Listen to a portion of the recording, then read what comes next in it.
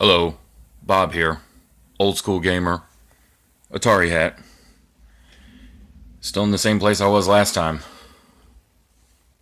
I don't know why I keep doing that. So anyway, this is kind of an update video to the last one, the one before last that I made. Not sure. Did a little research on that Galloping Ghost arcade, and I was a little off on the 1,000 games. They have more like 700, I believe. So it's still a lot of games. It's a really big place. It's cool if you're into the whole arcade thing. You know, if you're ever in the Illinois Brookfield area, then Galloping Ghost is it's a hell of a place, man. I should do a video from there. That place is awesome. I do have a few things to talk about. Like I said, update. One of them is I started playing SpiderMan. Having fun with this. This game is so far it's really good. I like the combat. You can be surrounded by a bunch of guys and have no problems fighting them all off. Like he's got a lot of offensive and defensive moves and counters, and I haven't even gotten that far into this. I haven't really unlocked anything, and so far just from the beginning, like this is pretty cool. And the whole open world thing. I like open world games, which is something else that I'm going to get into a little later. But Spider-Man on the PS4 so far is a really good game, and I'm glad I found this on sale and eventually bought it because it's good. But there's to every positive, there's always got to be a negative. So let's get this one over with. I bought the card. Down here, the little disclaimer, the download required, see back, and you see back, it requires 20 gigs. I bought a card specifically so I could play this and try it. I spent a little time with it, and yeah, this is bad. This is bad. Going from the PS4 version to the Switch version is jarring because it looks horrible compared to the PS4. And gameplay isn't really good. It's got slowdown and it jumps frames, skips frames. It's just, when you go from a game that you know how to play and you know the moves and you know what you're doing and you're trying to do them on this, but then it slows down and frame skips, which then causes you to, like, it doesn't read your inputs correctly. I heard some people say that, the game looks like ass and, it looks horrible, but the gameplay is pretty good. They sacrifice looks for gameplay, and no, this doesn't even play well. Another problem I had was the crypt. The crypt is one of the big things in the game where you go in to explore and open chests and unlock things in the game. And basically all you're doing is walking around opening chests. There's a few puzzle-ish things and some stuff to find and, break open pots for money, and there's some things to do in there. And, wow, even that played horrible. It seemed like the system was struggling just to get that part of the game to run. And most of the time, I would just get kicked out. I would be in there for maybe 5 minutes. If I was in there that long, open a chest, and I kicked out to the dashboard. It would tell me that there was something wrong with the game, and it would boot me out, and I'd have to reload it, and then go back in there, and then it would do it again. And I tried for like an hour. I kept going back in there, and it just kept kicking me out. And it just got to the point to where it was frustrating, and I gave up. There's a part in the crypt where there's this row of spikes with the characters' pictures above them, where you're supposed to place their heads. The way you get the heads in the game is, I believe you're supposed to do 50 fatalities or brutalities on a character in order to acquire their head to be able to put on there. And there's a chest at the bottom. When you place their head, the chest opens and you get a bunch of stuff for that character. And there's a row of heads on one side, then there's a hallway, then there's another row of heads. So, I mean, there's a lot of heads to collect to put in this area.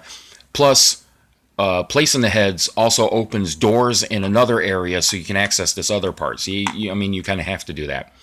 What's aggravating for me, though, is there's a glitch in the game that I believe on the PS4 version, maybe the Xbox One already, because I don't have that version. I heard that it got patched and it doesn't work anymore, where you would select the crypt with, well, I play on the PS4, so the X button, whatever selects the crypt, you hit the X, hold it when you select the crypt. Hold it the entire time it loads and goes in. Keep holding it. Run your character over to the head that you want to place, and the chest would just open. And then, you release X because you got to hit X to acquire everything that's in the chest. And then you exit back out of the crypt, go back in and do it again, and you could do it for each of the for the heads. While that got patched on everything else, it still works on this because for some reason they're slow with the patches on here, and this game needs some fixing bad. But that glitch does still work on here. So if you do pick this up prior to them fixing that and patching it, then at least that'll still work. If the game doesn't kick you out or do what it did to me on one of them, I placed every head on there and I had relatively no problem opening everything. But on one of them in particular, I believe it was Scarlet, placed her head, the chest opened, and my character stood there and the stuff didn't pop up and nothing happened. And then I was able to walk away from the chest and it glitched. Didn't give me the stuff for Scarlet. So there's some stuff that's unlockable in the game that I'll probably never get because that happened. So that's the joys of Mortal Kombat 11 on the Switch. Now, if you don't own the other versions or haven't played them and only have a Switch, I guess it's workable right now. But they really need to patch this and fix some stuff because it's right now the way it is. I can't do it. I won't be playing any more of that for a while. I have been working on, MK11 for the PS4, which for the most part it's a good game. I do have problems with the. I know I did a video where I said that I was having a blast with it, and I was doing the standard towers, which is normally what I do in Mortal Kombat. However, in order to unlock stuff, you need to do the Towers of Time, and that's where I have a problem.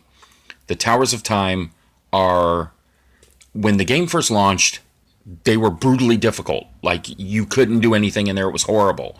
Even for, pro gamers. I've seen people online bitching that this was, oh my god, it was too hard. So they patched the game. They fixed that. They lower the difficulty. I can go in there now and, I can play most of it, but some of it is still ridiculously hard. There was a tower with, I think the main guy on it was Scorpion to unlock some Scorpion stuff, but the stipulation for the tower was that your enemies were on fire, and getting next to them caused you to burn and automatically lose health. And there's no way to stop this unless you have a specific item that kind of negates the fire. I think I didn't have the item when this tower popped up, and I really wanted to get through there. I really wanted some Scorpion stuff. But, my character would burn instantly. It was ridiculous, the amount of damage that it did, and I couldn't fight. In order to fight him, you kind of got to stay on him. You can't back up and really throw stuff at them because then they just block and dodge everything and get right on you, and it was near impossible. They need to do something with this because that whole thing, I'm starting to yell at this and I want to throw stuff. So that part of it's not fun. And if you want to unlock anything, skins and items and stuff for your characters, you kind of have to go through there. On a last note, and then I'm going to call it a day here, this that I got, the Scorpion mask, when I reserved this from GameStop, I looked at it. It's not a do-rag with Scorpion's face on it. It's one of those neck covers your face down here and things. It still has Scorpion's face on it. It's still not cool. Whatever.